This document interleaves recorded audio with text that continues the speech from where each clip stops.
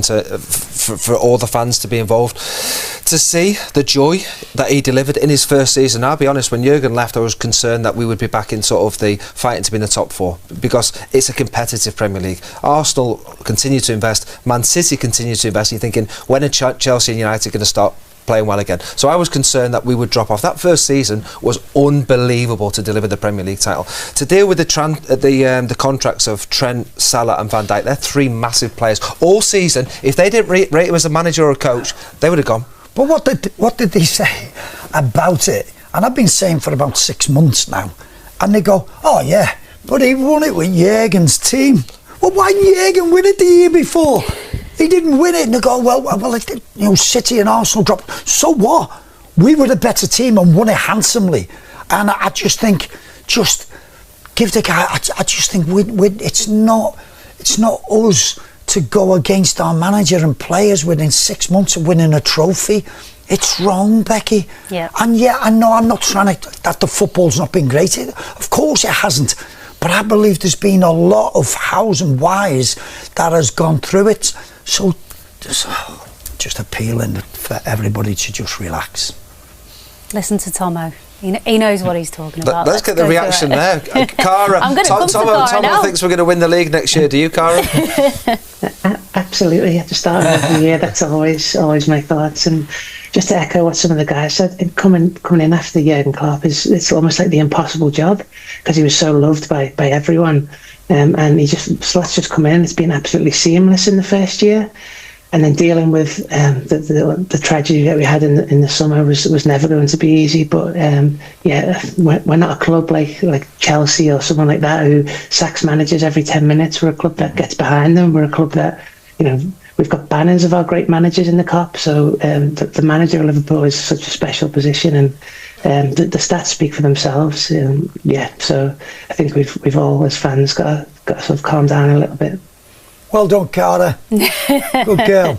Cara, thank you very much. Micah, I'm going to come back to you. We are getting Ryan Gravenberg actually from Rams Park, so he will be with us very shortly. But before we speak to him, Mike, Mo Salah hit a milestone as well tonight this evening. Yeah, and just to show the longevity of Mo Salah, he's now overtaken Jamie Carragher, who we know one of Liverpool's all-time leading players for appearances in total, but he's now overtaken him for Champions League appearances. He's hit 81 this evening. Wow. Carragher, you can see there on 80. If you over the current squad in this list, you look at Andy Robertson and Virgil van Dijk, so they're climbing that table as well. But yeah, it shows the longevity of Mo Salah, and obviously Liverpool have been in the Champions League for most of his seasons with us, whereas that wasn't necessarily the case in Carragher's time. But he's still, the fact is Liverpool wouldn't have played that many Champions League games if it wasn't for Mo Salah and the goals that he's contributed and what he's done for the club. So to overtake, he's above Carragher and Stevie G there, the great Stevie G. So he's topping a fantastic list there, and it's yet another record for his book. He seems to have you could literally write an entire book full of records just on Mo Salah at the minute, because he really does have that many. Yeah, in terms of goals from those 81 appearances, 52 goals from those. Mel's, you and I have lauded him on the review show many times over the years, and he is a legend in the club who is still here, but one of those players where in many years to come it will be special to say that you watch Mo Salah. Yeah, the same people who are asking why is he not hitting the same numbers this season are the ones who will be saying that he's one of our greatest ever players. He's not having the same season this season, but for me, if we are to achieve anything this season, he will be key to that. Because for me, he is still an unbelievable player in the final third to contribute. Tonight wasn't his night. He's gone off after 60 minutes. He'd be disappointed by that. But Salah, for me, has shown season after season the consistency of scoring, creating. Even this season, there was a stat there, and Opta might be able to get it accurate or not. I think he's got 17 goal contributions in the Premier League out of 27 starts. That's miles more than everyone else. And everyone tells me this player's better. I bet he's up there amongst some of the top numbers with that in terms of goal contributions, goals and assists. So I feel as though that he's got an unfair expectation on him. Why is he not hitting 40? Because he did do last season. He is still a top player, and for me, if he's not in the starting lineup, that would be a big surprise. I think if we win anything, Salah's got to be in the team. Not fair point. It's a fair point, because you're looking at it, and yes, I would like to see more of Rio, But is that going to be on the left, which I think is his better position?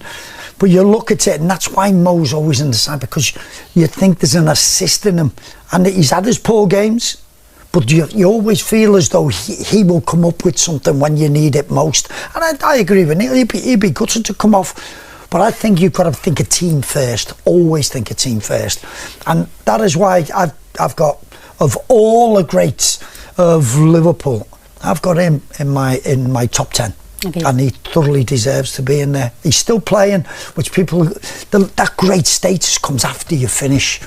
But Mo Salah believes, because he keeps smashing record after record, and that's why he deserves to be in the top 10 of the greats who play for Liverpool. Talking about greats, Phil Neal is on that list I've as seen well. that. Yeah. It's lovely. 417. He had 417 consecutive games, didn't he? He got an honourable mention in when I give my top 10. He was outside that, but you look at Neely there. What a player! Longevity. Yeah. Absolutely. And the amount of trophies that he won. He was a proper good footballer. Okay, thanks. We're going to head back to Rams Park because Ryan Gravenberg, as promised, is with Peter McDowell. Ryan, disappointing tonight. Is that the overwhelming emotion right now for the players in that dressing room as well? Yeah, of course. If you come here, we know that it will be a tough game, and if you play like this, it's not enough. But we know it's only the first game. We have the second game at Anfield, and we have to turn it around. There's been so many occasions, hasn't there, this season where maybe just the luck's not been on our side. There was such intent about the start. We might have even been 2 goals up by the time they scored. I know. Sometimes we have the feeling also in the pitch that the luck is not with us. But you saw, especially in the first 5-10 minutes, I think if we scored then 1 or 2 goals, it will be a different game, But at the end, we didn't play a good game, and we know that. And next week it has to be much better. You set such high standards, don't you, and moments in the game, and that's all they were, weren't they? We had to defend because they're formidable at home, and when we had good opportunities in that final third. I know. If you don't score against them and you get the first against you, with this atmosphere, with these fans, it will be difficult here, So hopefully next week we play at our own stadium, we play with our own fans, and we are confident that we can turn it around. You take encouragement from the performance. You say it's not good enough, but like we say, on another day, you score early, it becomes a different game. It becomes a chaotic game that maybe they don't want here. I know. So that's why I said next week we have our own fans, and we play at Anfield, we play at home, and we are confident that we can turn it around. We have a good team, we have good players, but we need to work hard and show them that we can do it. There were pretty loud celebrations coming from their changing room at the end. Does that offer you that little bit of extra motivation that perhaps they think that they've got 1 foot in the quarterfinals? Of course. They're happy now, but we have to show them that we are happy next week.